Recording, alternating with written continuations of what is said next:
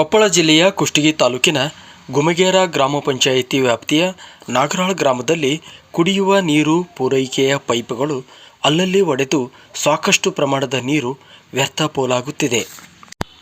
ಗ್ರಾಮದ 5-6 ಕಡೆಗಳಲ್ಲಿ ಪೈಪ್ ಒಡೆದು ರಸ್ತೆ ಉದ್ದಕ್ಕೂ ನೀರು ಹರಿದು ಸಾಗುತ್ತಿದೆ.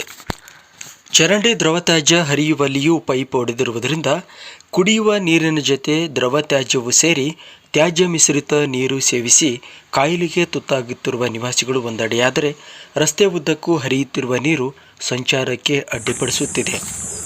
ನಿಮ್ಮ ಹೆಸರಮ್ಮ? ನನ್ನ ಹೆಸರು ಮರಮ್ರಿ. ಇಲ್ಲೆಲ್ಲ ಊರಂದು ಹೊಲಸು ಬಂದು ಎಲ್ಲ ಇಲ್ಲೇ ಜಮಾ ಆಗತ್ರಿ. ಇಲ್ಲಿ ಯಾರು ನೇಂಬರ್ ಬಂದಿಲ್ಲ, ಅಧ್ಯಕ್ಷರು ಬಂದಿಲ್ಲ, ಪಂಚಾಯತ್ ಅವ್ರು ಬಂದಿಲ್ಲ, ಪಿ ಡಿ ಒನು ಬಂದಿಲ್ಲ ರೀ. ಇಲ್ಲಿ ಓಟು ಹೊಲಸು ಬಂದು ಇಲ್ಲಿ ನಮ್ಮ ಮನೆ ನಿಂದಿರ್ತೀವಿ. ನಾವು ಮಕ್ಕಳು ಮರ ಕಟ್ಕೊಂಡು ಹೆಂಗೆ ಮಾಡ್ಬೇಕ್ರಿ ಜೀವನ? ಸೊಳ್ಳೆ ಕಡಿತಾವು. ಇದ್ರಾಗ ಕುಡ್ಪಂದ್ರಿ ಅವಶ್ಯರ ಐತ್ರಿ ಒಂದು ತೊಲೆ ಅಂತ ಅದು ಆಪ್ನ್ಯಾಗ. ಮತ್ತು ನಾವು ಇಲ್ಲಿ ಮಕ್ಕಳು ಮರಿ ಬಿಟ್ಟು ಒಳಗೆ ಕೆಲಸ ಮಾಡ್ತಿರ್ತೀವಿ. ನಾವು ಅದು ಎದುರು ಜೀವನ ಮಾಡಕತ್ತೀವಿ ಮಕ್ಕಳು ಮರಿ ಸಲುವಾಗಿ. ಮಕ್ಕಳು ಮರಿ ಕಟ್ಕೊಂಡು ನಾವು ಏನು ಮಾಡ್ಬೇಕ್ರಿ? ಯಾರು ಬಂದೇ ಇಲ್ರಿ. ಇಲ್ಲಿ ಏನು ಸ್ವಚ್ಛ ಮಾಡಿಸೇ ಇಲ್ರಿ. ಇಲ್ಲಿ ಯಾವನ್ನ ಬಂದೇ ಇಲ್ರಿ. ಪೈಪುಗಳು ಒಡೆದು ಸಮಸ್ಯೆ ಉಂಟಾಗಿರುವುದು ಗ್ರಾಮ ಪಂಚಾಯಿತಿ ಅಧಿಕಾರಿಗಳ ಗಮನಕ್ಕಿದ್ದರೂ ನಿರ್ಲಕ್ಷ್ಯ ವಹಿಸುತ್ತಿದ್ದಾರೆಂದು ಗ್ರಾಮಸ್ಥರು ದೂರಿದ್ದಾರೆ.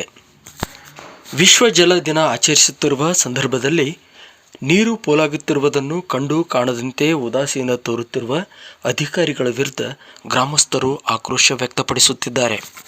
ನಿಮಗೆ ಕುಷ್ಟಗಿಯಲ್ಲಿರುವ ಶ್ರೀ ಶಿವಶಕ್ತಿ ಟೈಲರಿಂಗ್ ಸಾಮಗ್ರಿ ಮತ್ತು ಡಿಸೈನ್ಗಳ ಅಂಗಡಿಗೆ ಒಮ್ಮೆ ಭೇಟಿ ನೀಡಿ.